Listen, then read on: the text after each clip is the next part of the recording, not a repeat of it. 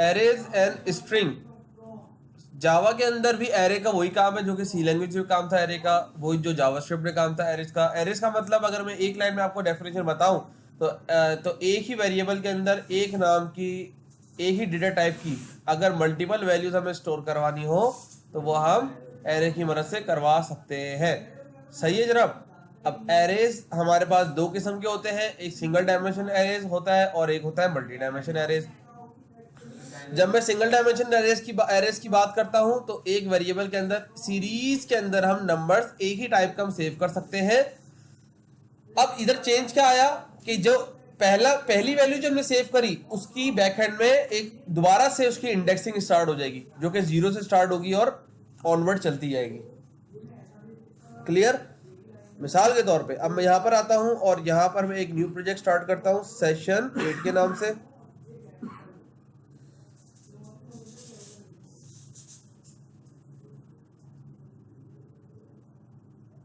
मैं यहाँ पर एक फोल्डर बनाता हूँ सबसे पहले तो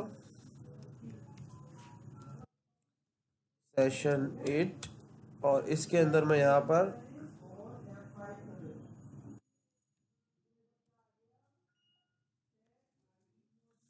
सेशन 8 के और क्लास का नाम मैं लिख देता हूँ मिसाल के तौर पे फिलहाल एरेज।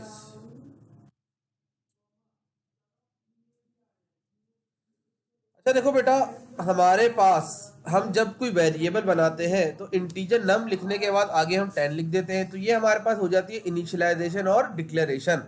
लेकिन मैं बोल रहा हूँ कि मेरे पास इस तरह की वैल्यू, मैं बोलता हूँ कि भाई इसके अंदर एक से ज्यादा वैल्यू सेव करवा सकूं,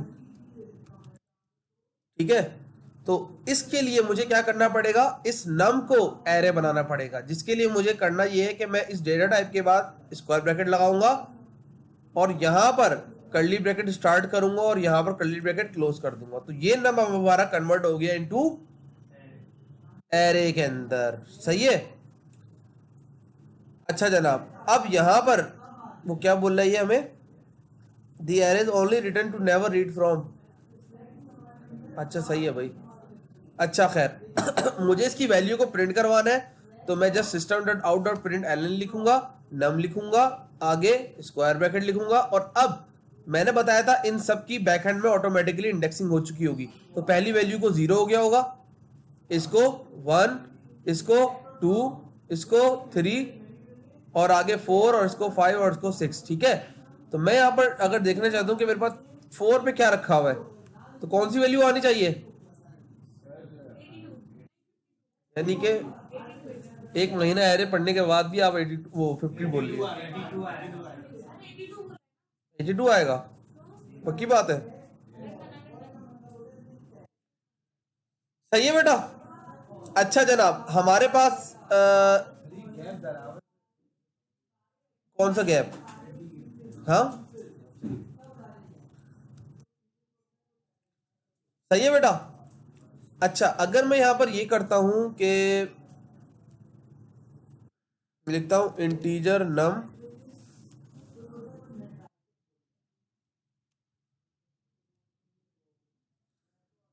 अच्छा जनाब,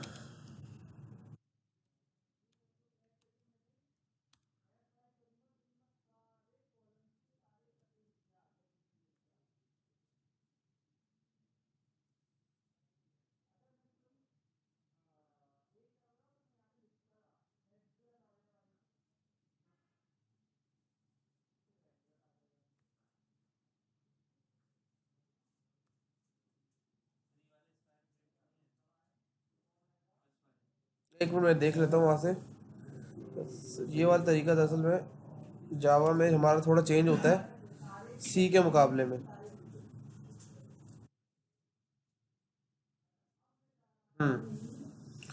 इंटीजर, हाँ सही तो कर रहा था बस। अच्छा थोड़ा से इंटीजर और उसके बाद इजिकल टू न्यू नंबर। हमारे पास ये एक और तरीकेकार है जिसके थ्रू हम एरे को इनिशियलाइज कर सकते हैं।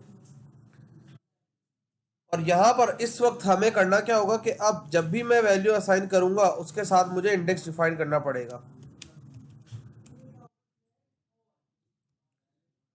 ठीक है, बारी बारी वन पे क्या रखना है,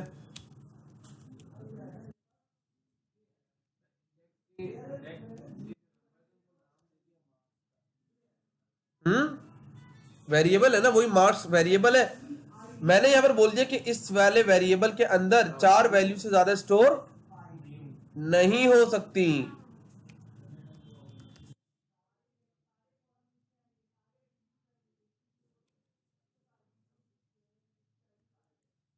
ठीक है जनाब। और अब मैं यहां पर आकर प्रिंट करवाता हूं,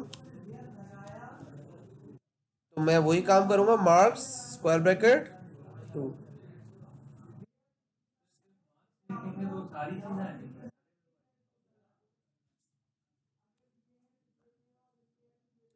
मार्क्स पे सारे नहीं आ सकते बेटा, क्योंकि हमने हर एक को क्या दिया हुआ है, इंडेक्स दिया हुआ है। तो मार्क्स के अंदर जब तक कि हम कोई वैल्यू डिफाइन नहीं करेंगे, देखो मैं अभी इसको रन करता हूं, तो ये क्या आ गया, ठीक है। तो मुझे जब तक के यहां पर इसकी कोई वैल्यू नहीं बताऊंगा, तब तक के ये हमारे पास वो वैल्यू शो नहीं करेगा। ठीक है, मैंने 2 बोला था, 2 पे 84 हमारे पास लिखा हुआ है। क्लियर, सबकी समझ में आ रही है बात? आप लोग की आ रही है बेटा? जाहिद, अच्छा जनाब। अब हमें, मैं ये बोलता हूँ कि भाई मुझे चारों वैल्यूज प्रिंट करवानी है, तो भाई हमारे पास जो हारिस की किस्म का इंसान होगा वो तो बोलेगा मैं इस तरह प्रिंट करवा दूंगा चारों वैल्यूज को। सही है, तो चारों वैल्यूज, ओ सॉरी 3 आ गया। अब क्या होगा, हमारे पास चारों वैल्यूज आ गई। सही है बेटा, लेकिन मैं आपसे ये बोल रहा हूँ कि मैं ये चाह रहा हूँ कि भाई हाँ क्या,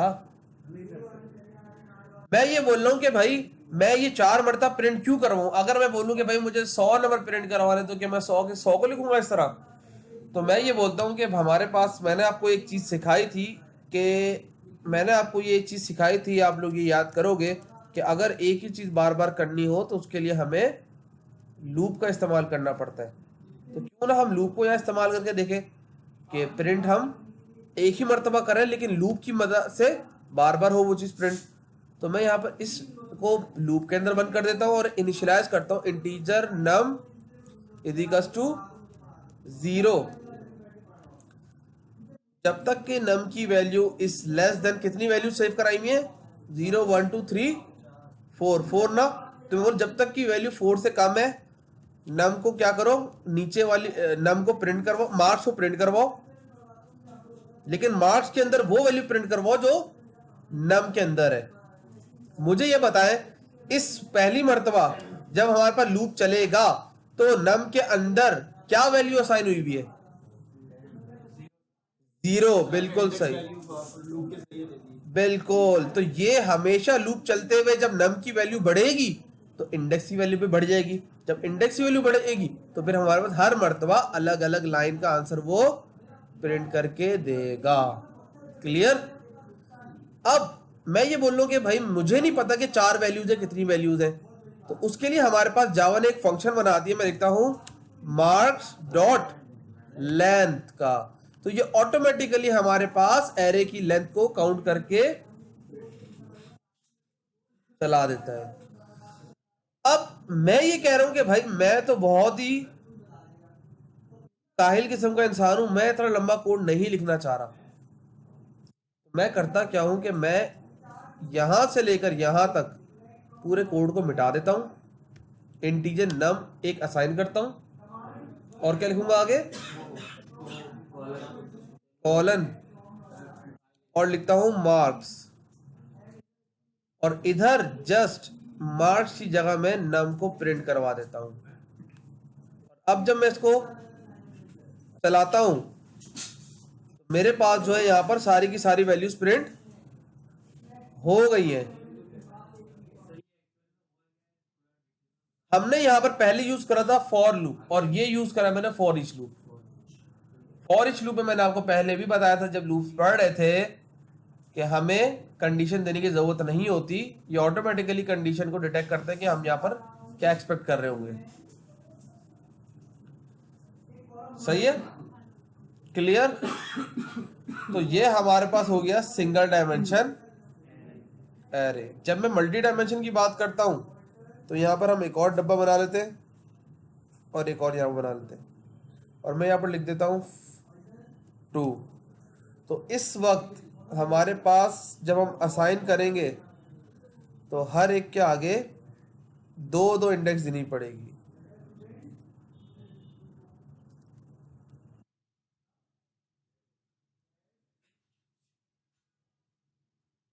ठीक है जनाब। अब होगा किस तरीके से, पहली वैल्यू 0/0 पे जाएगी,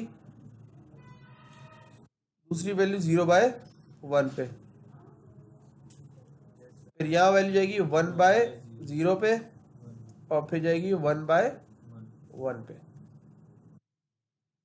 क्लियर है। और जब मैं यहां पर इसको अब जब इसको मुझे प्रिंट करवाना होगा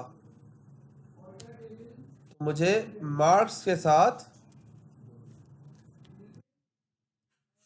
दो इंडेक्स, मैं बोलता हूं मुझे 1 पे जो पड़ा हुआ है और 0 पे जो पड़ा हुआ है वो चीज प्रिंट करवानी है, तो मेरे पास वैल्यू प्रिंट हो जाएगी। जब मैं मल्टी डायमेंशन एरे की बात करता हूं तो यहां पर हमारे पास जो डेटा सेव हो रहा होता है वो होता है रॉज एंड कॉलम्स की शक्ल में। मैं यहां पर आपको दिखा देता हूं कि जब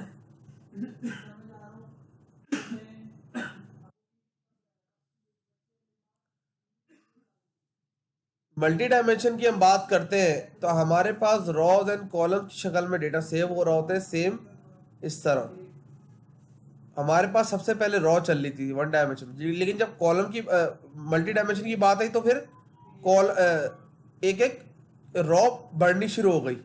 पहले सिर्फ एक ही रॉ थी, उसके मल्टीपल कॉलम से, लेकिन जब हमने 2 डायमेंशन करा तो ये एक्स एक्सेस और वाई एक्सेस में भी बढ़ना शुरू हो गया।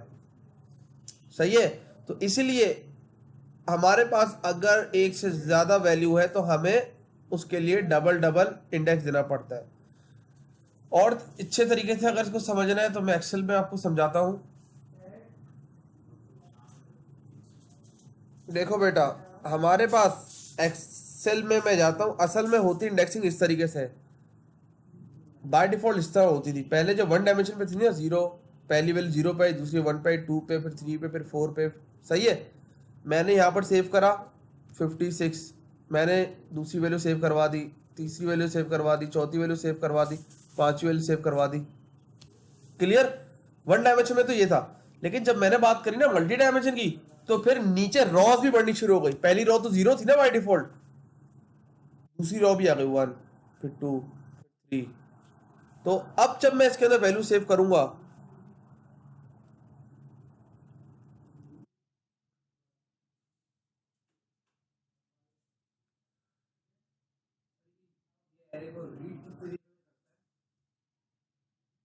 देखो बेटा, तो अब यहां पर हमारे पास हर वैल्यू के हर एलिमेंट्स, देखो एरे के अंदर जब वैल्यू आ गई तो वो एलिमेंट बन गई, एलिमेंट कहते हैं उसे हम। तो यहां पर ये तमाम वैल्यूज है, ये तमाम एलिमेंट्स जो है इसके दो दो इंडेक्स हैं।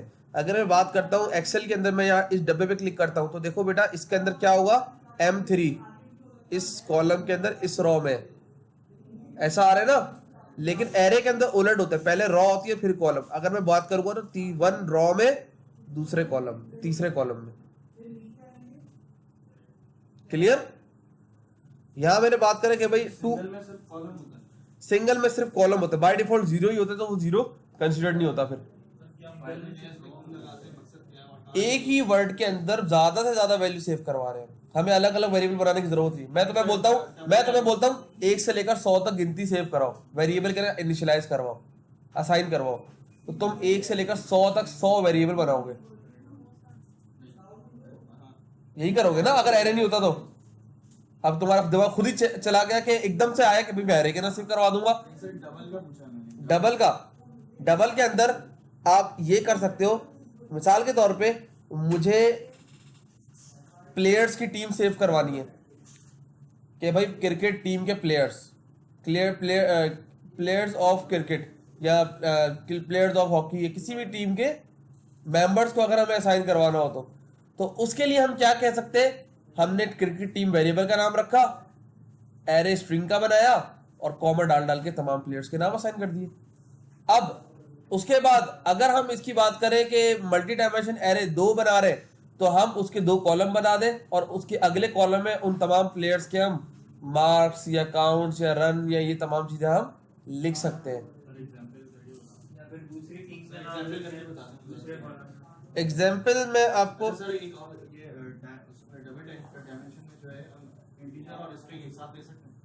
नहीं नहीं, टाइप तो एक ही होगी ना बेटा, वेरिएबल तो एक ही है ना,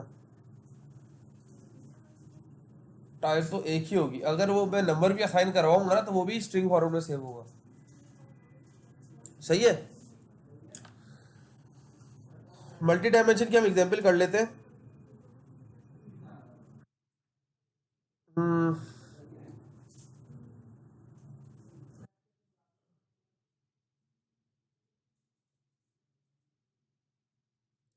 यहाँ पर भी देखो काउंट्स नंबर असाइन कराए हुए। देखो बेटा, असल में बताने का मकसद यहाँ पर ये है कि मल्टी डायमेंशन क्या 3 डायमेंशन चीजें भी होती हैं। अभी तो आपने सिर्फ 2 डायमेंशन पढ़े हो ना, 3 डायमेंशन में बताऊँ क्या होगा। ये देखो 3 डायमेंशन की अगर मैं बात करूं तो यहाँ पर कहीं ना कहीं नजर आएगा मुझे।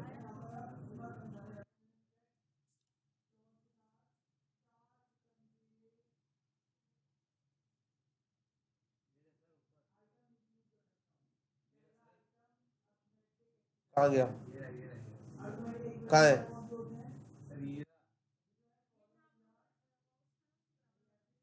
ये देखो, ये हमारे पास 1 डायमेंशन, ये हमारे पास 2 डायमेंशन। सही, ये हमारा 3 डायमेंशन, यहां से पीछे चले जाएगा। आ रही बात समझ में। ये था 1 डायमेंशन, ये था 2 डायमेंशन और ये 3 डायमेंशन में इसकी डेप्थ पीछे विड्थ भी बढ़ती दी जाती है इसकी। हाँ 3D एरे हो जाता है। क्या चीज, 1 डायमेंशन में पीछे का जा रहा है। 1 डायमेंशन में तो सीधे चलता जा रहा है 0 1 2 3 4। हाँ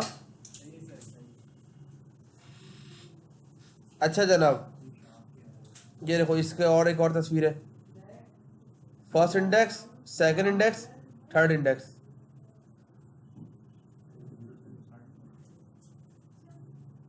तो इधर हमें हर वैल्यू को 3 नंबर देंगे जब असाइन होगी, कि इस रॉ में है, फिर इस रॉ में कहां है और फिर इस रॉ में कहां पर है। मिसाल के तौर पर एक वैल्यू यहां पर है, इस डब्बे में पड़ी हुई है, ठीक है। रॉ कौन सी है, इसके हिसाब से ये जो काउंटिंग हुई है इसके हिसाब से बात कर, रॉ कौन सी है, 1, ये रॉ है, रॉ ये ना, तो ये वाली वैल्यू कहां पड़ी हुई है, पहली रॉ में। कॉलम कौन सा है, 2, थर्ड इंडेक्स, डेप्थ कौन सी है, फिर 3 में पड़ी हुई है। यानी कि अगर इस वैल्यू को एक्सेस करना होगा तो 1 2 एंड 3, 3 हमें वैल्यू देनी होंगी। लेकिन आपकी बुक में 2 डायमेंशन की बात करें, 3 डायमेंशन की बात कर नहीं रहे, लेकिन मैंने आपको फिर ही बता दिया। ओ भाई लिख दो तो वो वाली वैल्यू आ जाएगी 3 पे 2 पे, जो 1 पे जो पड़ी वो आ जाएगी उठ के, अगर कोई वैल्यू हुई तो। तरीकेकार यही है कि पहले 1 डायमेंशन वाली वैल्यू देते हो कि भाई कौन सी रो में, फिर कौन से कॉलम में, और अगर थर्ड डायमेंशन है तो फिर पीछे कौन से बॉक्स के अंदर पड़ा हुआ है वो।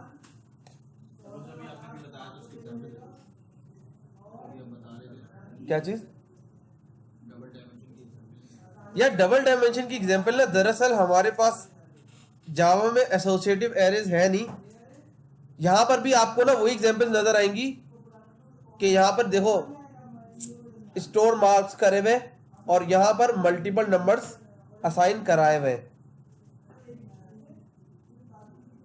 एक ही यानी कि यहां पर इस तरह से 2 इन्होंने कॉलम बनाए हुए, 0 1 और 4 रोज बनाई हुई है। सही है। और यहां पर इन्होंने क्या कर रहे हैं, बस वैल्यूज असाइन करवा रहे हैं। पहली वैल्यू 0/0 पे, फिर 0/1 पे, फिर 1/0 पे, 1/1 पे, 2/0, 2/1, 3.0 एंड 3/1। ये जो पहला है ये रॉ को डिफाइन कर रहा है, दूसरा कॉलम को डिफाइन कर रहा है।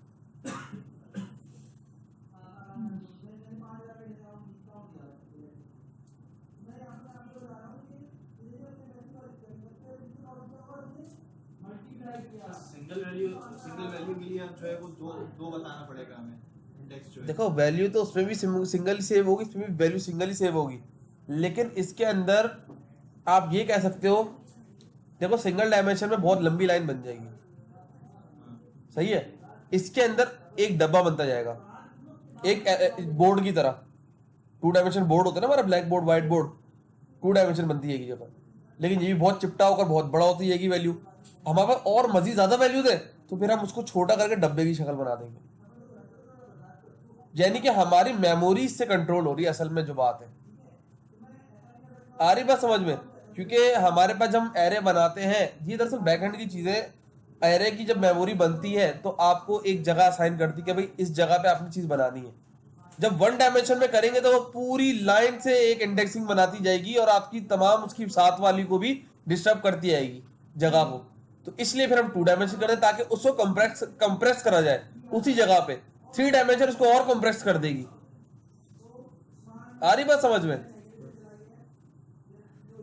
हमारे पास एक डब्बा नहीं होता जिसके अंदर कलर्स फुल होते हैं और उनको घुमा घुमा के एक जैसे कलर वाली रॉ बनानी होती है, वो जो गेम होता है क्यूब स्क्वायर।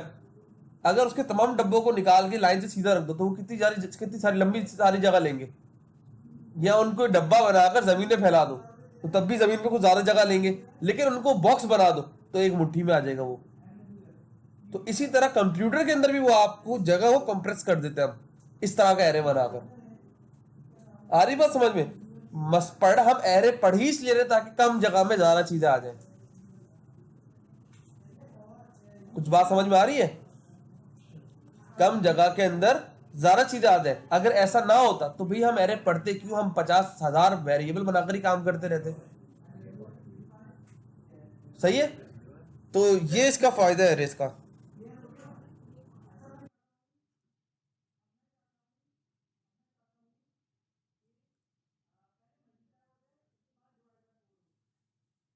यहां पर आपकी बुक में जो एग्जाम्पल कराई भी है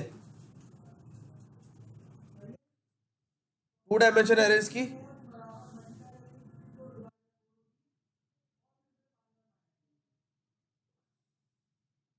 इसमें आपका जो सिनेरियो है वो ये है कि एक रोल नंबर के ऊपर एक बच्चे के इस सब्जेक्ट के ये मार्क्स हैं, इस सब्जेक्ट के ये मार्क्स हैं, इस हिसाब से यहाँ पर थोड़ा सिनेरियो बनाकर समझा रहे हैं।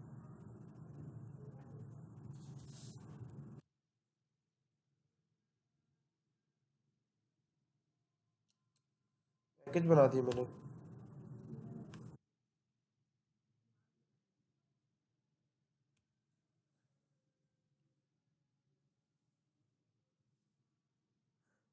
हमने एक वेरिएबल डिक्लेयर करा,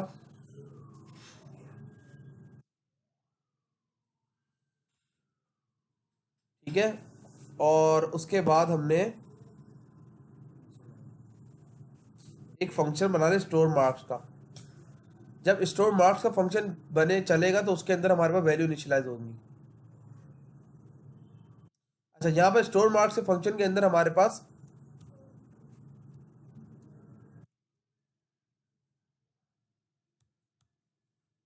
उसकी वैल्यूज को हम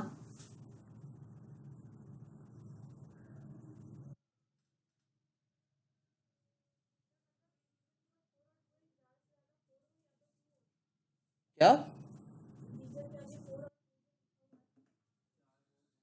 बेटा 4 रोज 2 कॉलम्स हैं, 4 रोज 2 कॉलम्स। ग्राफ पे काम करें मैथ में कभी, अगर किसी ने ग्राफ में काम करा है तो उसके लिए समझना ये मुश्किल नहीं है, और अगर किसी ने कभी ग्राफ पे काम नहीं करा तो उसके लिए ये नई चीज़ है बिल्कुल। तो करा मैंने तो वही कॉन्सेप्ट है बेटा, उसमें भी raw x and y axis होते हैं ना, और जब मैं एक पॉइंट बना देता हूँ तो उस पॉइंट को जाकर हम लाइन खींच देते हैं कि इस पॉइंट तक, तो ये वैल्यू भी उसी पॉइंट पे पड़ी होगी। हम इसको 2 एक्सेस देते हैं कि भाई एक्स एक्सिस में इधर पड़ी है, वाई एक्सिस में इधर देते हैं। इस चीज को हम मैं यहाँ पर रॉ और कॉलम कह रहा हूँ, सिंपल बात ये है। वाई एक्सिस को मैं रॉ कह रहा हूँ, एक्स एक्सिस को मैं कॉलम कह रहा हूँ।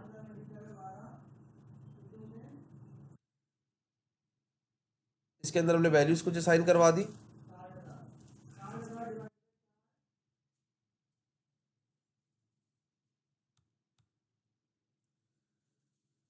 ठीक है जनाब, और उसके बाद एक डिस्प्ले का मेथड बना दिया।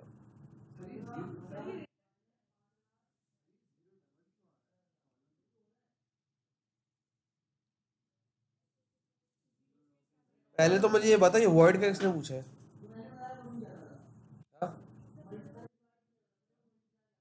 वॉइड का किसने बोला था कि ये वॉइड क्यों आ रहा है? क्यों पूछ रही थी वॉइड का? वॉइड का नहीं पता? तो इसका मतलब ये मैंने जावा डॉक कमेंट्स पढ़ाए नहीं लास्ट क्लास में? हाँ, सोच जबान खोलने से पहले ना 50,000 मरतबा पहले सोचा करो कि हम क्या बोलने वाले, उसके बाद बोला करो।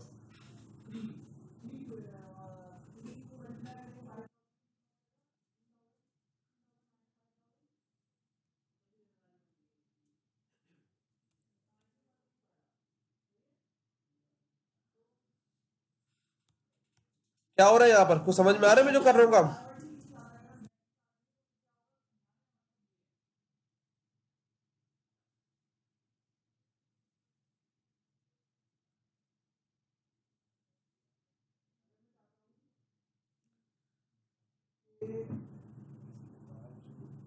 यहाँ जो वैल्यू असाइन हो रही है, यहाँ हम उन्हीं वैल्यूज को प्रिंट करवा रहे हैं, लेकिन एक तरतीब के साथ। मैं बोलता हूँ रोल नंबर 1 के मार्क्स वो है जो पहली रो पे पड़े हुए हैं, पहले कॉलम के अंदर, और पहली रो के दूसरे कॉलम में जो मार्क्स पड़े हुए हैं वो रोल नंबर 1 के। रोल नंबर 2 के मार्क्स वो है वो जो दूसरी रो में पहले कॉलम में पड़े हुए, और दूसरी रो के दूसरे कॉलम में जो मार्क्स पड़े हुए वो रोल नंबर 2 के मार्क्स है। किस तरीके से? इस तरीके से कि भाई ये रोल नंबर 1 के मार्क्स है, रोल नंबर 2 के, ये रोल नंबर 3 के, ये मिसाल के तौर पर ये इंग्लिश के मार्क्स हो गए, ये उर्दू के मार्क्स हो गए। सही है? और अब उसके बाद फिर एंड में क्या करना है कि आपने जो भी काम करा है उसको आप कॉल कर लो मेन के अंदर।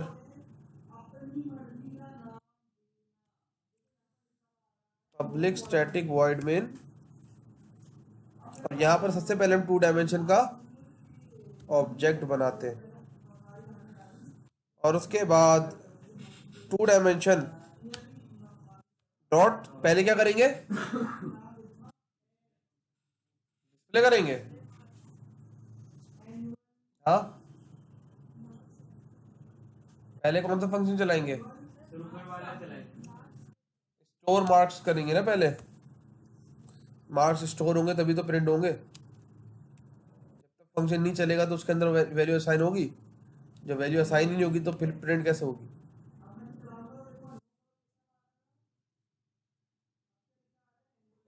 Any question?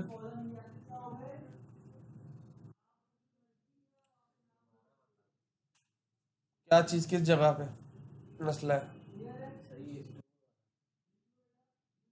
क्या मसला है स्टोर के अंदर? ये काम हो रहा है स्टोर के अंदर, क्या मसला है इसमें?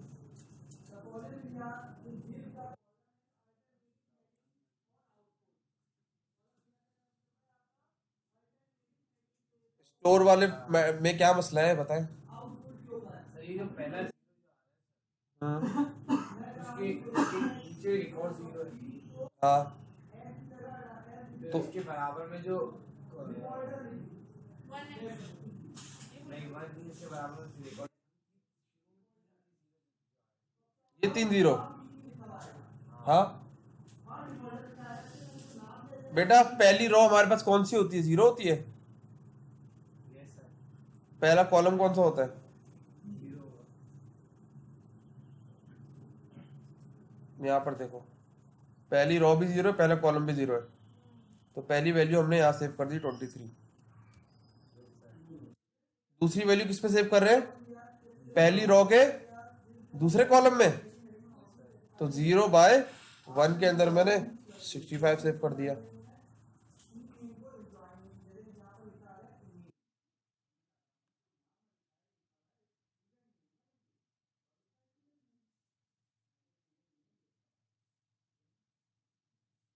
तीसरी वैल्यू हमने सेव करी 1/0 पे, तो 1 का मतलब रॉ दूसरी है लेकिन कॉलम तो बेटा पहला है, तो इस वजह से 42 यहाँ आ गया। फिर 47 उसके बाद आ गया, फिर 60 यहाँ आ गया। हाँ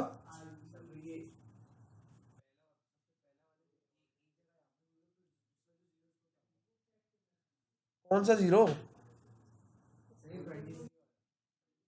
बेटा ये पहली रो के पहले कॉलम में है ना, इसकी 2 जीरो है ना। पहली रो का भी पहला जीरो है, कॉलम का ही पहला जीरो, तो जीरो पे जीरो पे पहली वैल्यू सेव होगी ना।